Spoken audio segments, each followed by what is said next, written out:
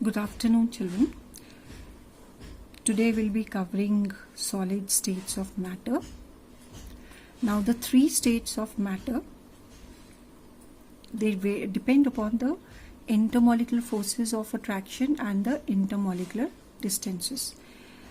Based on the intermolecular forces of attraction and intermolecular distances, the matter can be classified into solids, liquids and gases. For example, in solids, the intermolecular forces of attraction are strong and intermolecular distances are short. You can see that this is the structure of solid where the atoms are very closely packed to each other.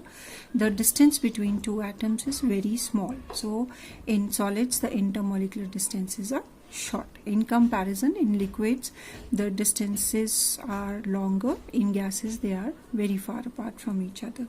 Similarly, intermolecular forces of attraction in solids are strong.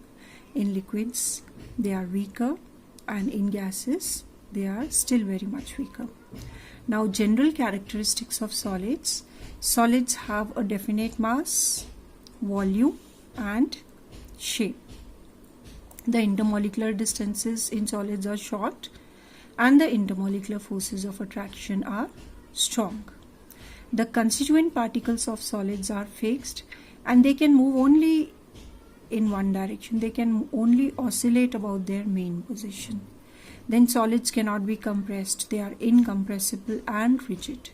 And density of solids is greater than that of liquids and gases. Solids, if they diffuse very slowly in comparison to liquids and gases. And solids melt into liquids at a temperature which is called melting point. The different properties of solids are based not only upon their nature but also on the arrangement of particles within the solids. So, depending upon how orderly the arrangement is, we can divide solids into two categories, crystalline solids and amorphous solids. So here you see this diagram for crystalline solids where you can see that the atom or molecules are arranged in a particularly ordered arrangement, and this ordered arrangement is repeated throughout the solid structure. So we say that such solids which are having a very ordered arrangement, they are called crystalline solids. Whereas the solids which do not have ordered arrangement are called amorphous solids. You may sometimes see a little bit of particular arrangement in a amorphous solid, but you see that after some time it stops behaving in that pattern and the arrangement gets disturbed. So these amorphous solids, they, even if they obey order for a very short period of time, so they are said to have short range order. So the difference between crystalline solids and amorphous solid is that crystalline solids, they have a definite characteristic shape. Amorphous solids have irregular shape. Crystalline solids have regular arrangement of constituent particles. They exhibit long range order, whereas amorphous solids, they exhibit short range order. Because of this ordered arrangement, the crystalline solids have sharp and characteristic melting points, whereas the amorphous solids, they do not have sharp melting points. They gradually soften over a long range of temperature. Then this crystalline solids, they have a definite and characteristic enthalpy of fusion. That is, they'll take a definite amount of heat to melt.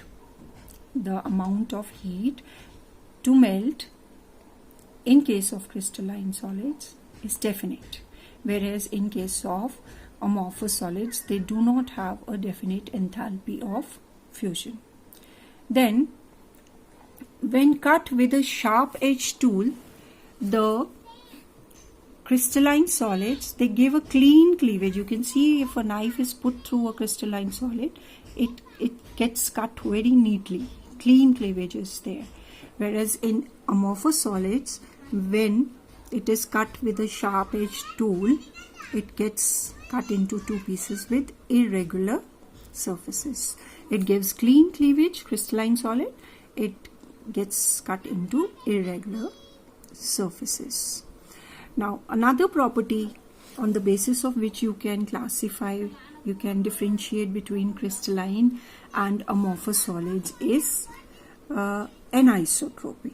Anisotropy is when a solid is having different physical properties in different directions. The structure, the solid is said to be crystalline. So you can see this is a crystalline solid, and here you can see ordered arrangement of atoms A and B, A and B. Now in this direction, if you observe the number of atoms that come in this plane, you can see only the blue colored particles are there. Whereas in another plane, BB dash, another line, BB dash, you see red, blue, red, blue, red, blue. So the arrangement of atoms in this direction is different from that in this direction. So as a result, the physical properties will be also different in different directions. Such crystals in which the properties are different in different directions, they are called anisotropic crystals, anisotropic solids. And crystalline solids have this property of anisotropy. Whereas in amorphous solids, if you see a diagram of amorphous solids, you will see that in any direction, if you see the arrangement of atoms, it comes out to be the same. So crystalline solids are anisotropic, that is, they have different properties in different directions, different physical properties in different directions. Whereas amorphous solids, they are isotropic, they have the same physical properties in all the directions. Crystalline solids are said to be true solids, whereas amorphous solids are called supercooled liquids. They are not true solids, they are pseudo solids.